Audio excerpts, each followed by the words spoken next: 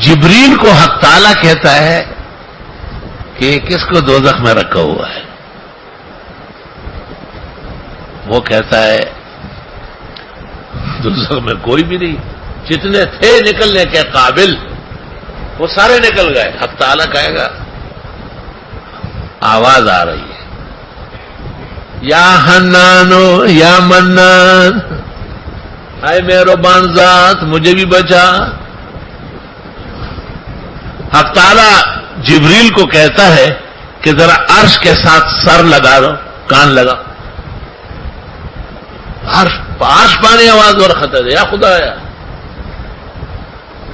جبریل بھاگتا ہوا جہنم کی طرف جاتا ہے، اور جہنم کے تمام فرشتے، خاص کر وہ مالک جو جہنم کا بڑا دروغہ ہے اور چیف سیکرٹری ہے، وہ کہتے ہیں ایک ایک فرد جو داخل ہوا باہر گیا، اور کتنی دیر میں وہ گھڑیاں، اور سب مجھے یاد ہے، ایسا کوئی آدمی نہیں۔ پھر جبریل بارگاہ الہی میں پیش ہوتا ہے استغاثہ لے کر۔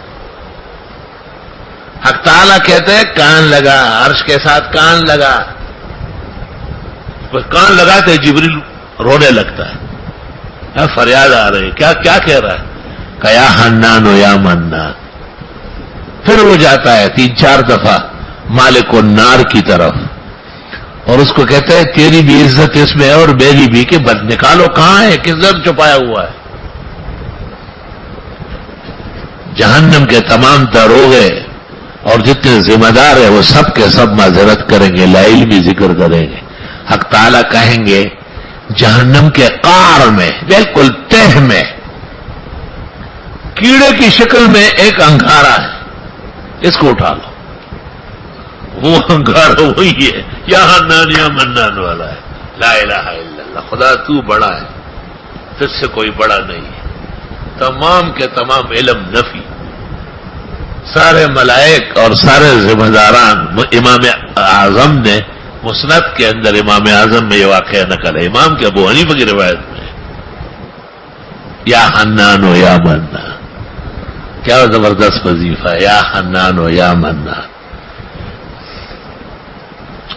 تو آگ میں جلوس کے وہ انگارہ بن گیا، انگارہ جلوس کے مڑ گیا، مڑنے کے بعد اس کی شکل ایک کیڑے کی ہو گئی، کیڑا بھی بالکل پتھر جیسے، اور پتھر بھی جیسے آگ کا حصہ جیسے، اور وہاں سے آواز اب بھی آ رہی ہے، یا حنان و یا منان۔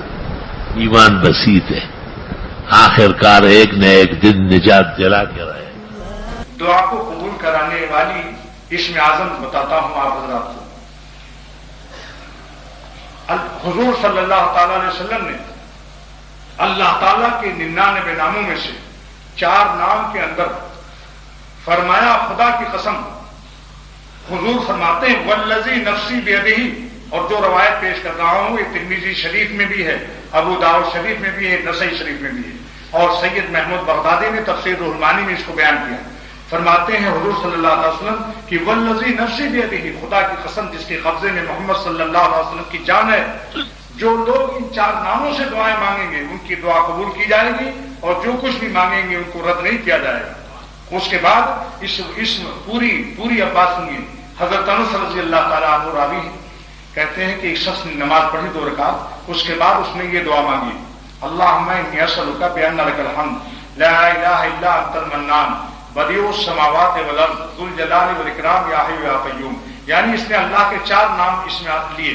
نمبر 1 کیا ہے، نہیں گن لو نہیں تو بھول جائیں گے آپ۔ نمبر 1 منان، نمبر 1 منان، نمبر 2 بدیع السماوات والارض، نمبر 2 بدیع السماوات والارض، نمبر 3 ذو الجلال والاکرام، نمبر 4 یا حی یا قیوم۔ جب یہ سنا صحابی سے تو سرور عالم صلی اللہ تعالی وسلم نے فرمایا والذی نفسی بیدہ، قسم ہے خدا تعالیٰ کی جس کے قبضے میں محمد صلی اللہ علیہ وسلم کی جان ہے، لقد دعا اللہ باسمہ الاعظم، اس صحابی نے اللہ کے اسم اعظم سے دعا کی، الذی اذا سئل بہ اعطی، جب اس سے سوال کیا جاتا ہے تو اللہ دے دیتا ہے، واذا دعی بہ اجاب، اور جب اس سے مانگے گا اللہ تعالیٰ اس کو عطا فرمائیں گے۔ تو جس کے اسم اعظم ہونے پر نبی نے قسم اٹھائی، اب اس سے بڑی کیا چیز ہے دوستو، لوٹ لو، یہ خزانے ہیں اللہ کے نام کے۔